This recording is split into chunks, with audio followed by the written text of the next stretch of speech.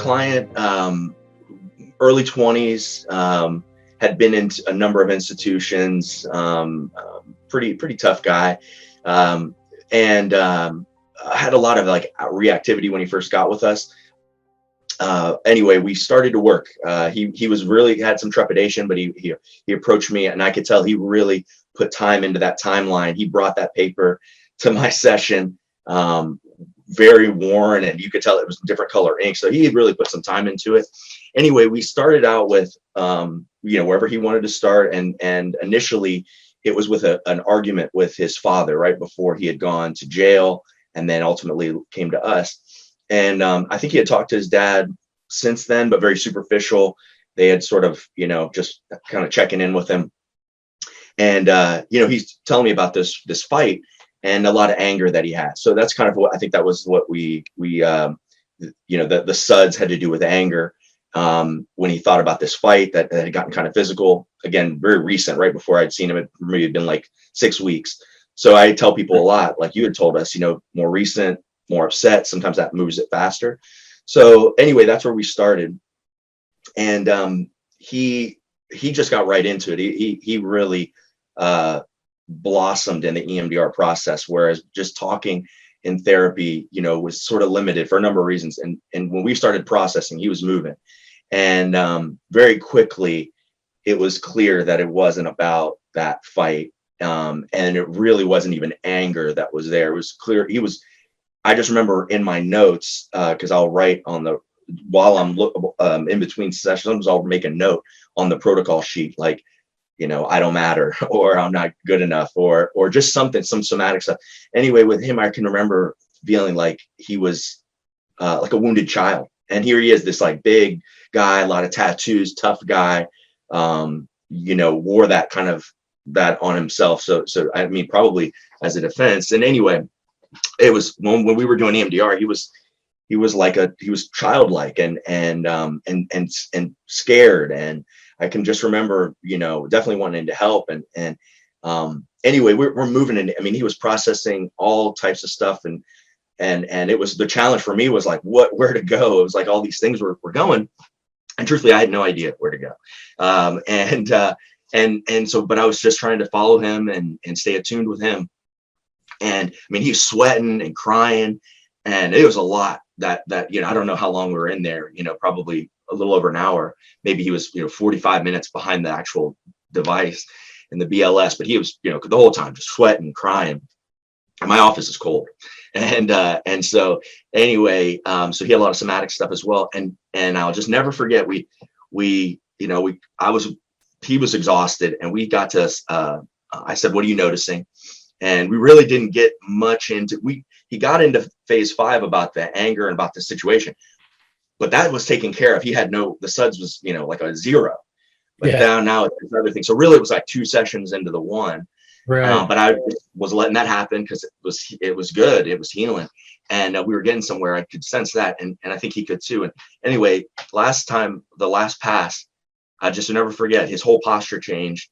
And he just looks up at me. I don't even know if I even had to say, what are you noticing? I just stopped it. And before I could even say it, he just looks up at me and goes, flat soda, a can of flat effing Dr. Pepper, man. I don't, what the hell, Ryan? Like, he looks at me and I'm like, I don't know, but that's important. Like, I think we both, I mean, he was so shocked and curious that I was shocked and curious. I'm like, I don't know what flat soda, I don't even know what that means. I mean, he was describing the Dr. Pepper can that had been, and I don't even know how he knew it was flat, but he knew it was flat soda, flat Dr. Pepper. And it was like very powerful. So I didn't even know I had no way, but I could feel like we both felt, again, it was important. So we agreed. It wasn't even really needing much for discussion. It's like, all right, we're doing another session, tomorrow, and we're going to do, I think we did it very next day, and we're going to do, our target's that flat soda can.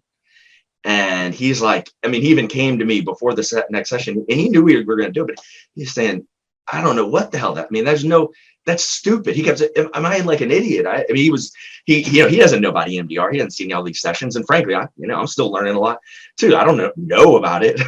So I said, I don't know what it means. I just think it's important. And so anyway, we target that. He was upset and he couldn't understand why. He said, when I think of that soda can, I want to cry. And I don't know why. So again, more validation that this was the right one.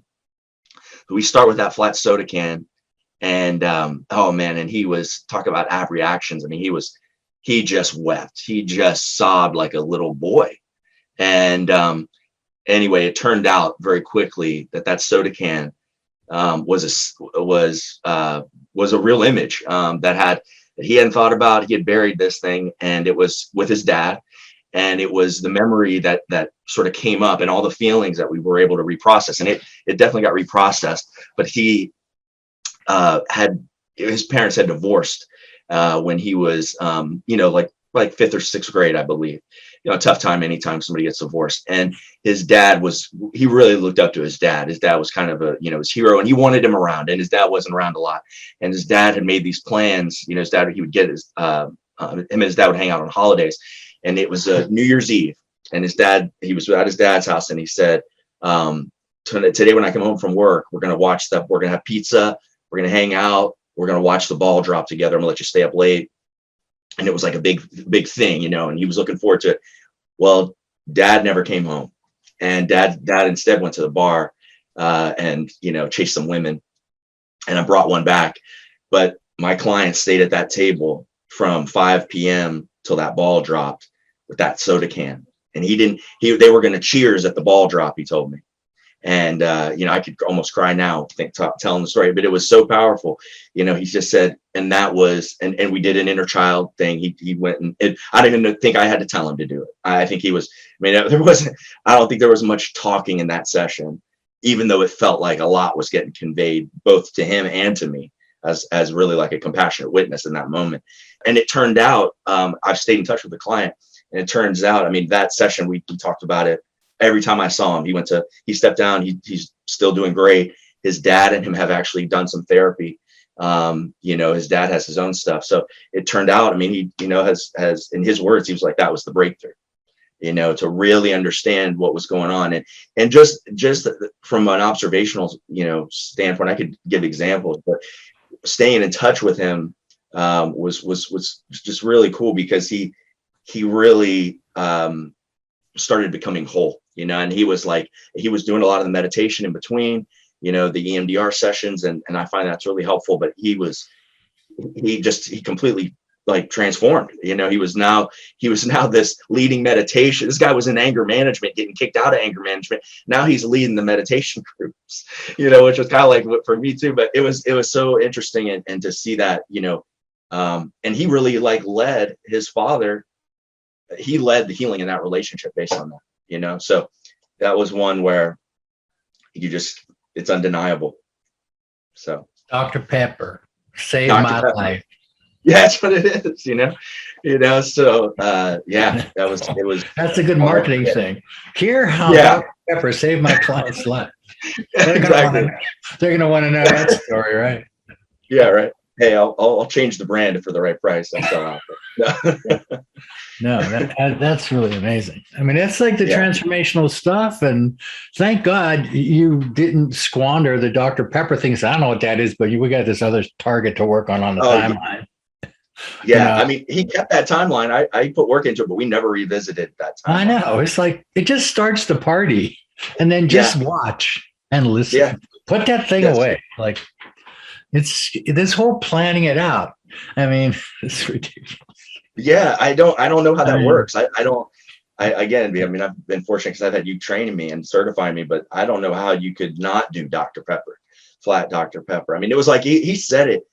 It's like, it was like the earth stood still for us. Like I have no idea what that means, man, but that's it. And I don't think you have to be, I think my 4-year-old would have known that was a pivotal thing because you could feel it or something. True. No? Maybe because if it was so emphasized by the client, but sometimes those things come around and they're not so dramatically emphasized. Yeah. In fact, sometimes the client won't even report them. If you don't tell them, listen, there's going to be crazy stuff popping in your head. Yeah. Don't think I don't want to know about it, because your psyche organizes things in a rather crazy way sometimes. So if you're, thinking about some stupid thing you had to eat when you were 11, I want to know about that Yeah. meal.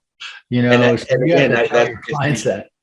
For sure. And I know there's people watching this thing getting trained just like I did, and that you get a lot of information, but that part, what you said, is key. I've found you have to tell them that. And I say it just like that. I'll say, hey, sometimes, like usually right before we start the phase 4, I'm saying, hey, look, I'm not going to stop it. You can pause it, yada, yada, the housekeeping stuff, but you got to mention that because of those moments. And I tell them, it's like the last thing. And I consciously tell them that, like, one of the last things is, hey, sometimes your mind's going to go to something you have no idea what it means. And if you're thinking of like what you had for lunch or something, I want to know about the turkey sandwich. Okay. And like that, telling them that gives them, I think, permission to kind of go, yeah. And when you stopped it, I was just thinking about some flat Dr. Pepper or whatever. I mean, and then that's just the most pivotal one, but you do EMDR for a little while and these things they happen. It's undeniable. They just pop up. Well, because EMDR is psychoanalytic, and that's the language of the psyche. It doesn't talk logically. If you're all focused in logic, you're going to like turn like I always use this metaphor, like EMDR is like a lightning bolt. And if you're just using frontal lobe stuff, it's like turning it into a 9-volt battery. I mean, that's what you're going to be. You're going to be like moving around with a flashlight instead of, like, the dude's life is changed. Yes. He didn't he didn't just chill and stop being angry. He changed his whole life. Yes. For the better, Yes. Yeah. Yo, big time. And that was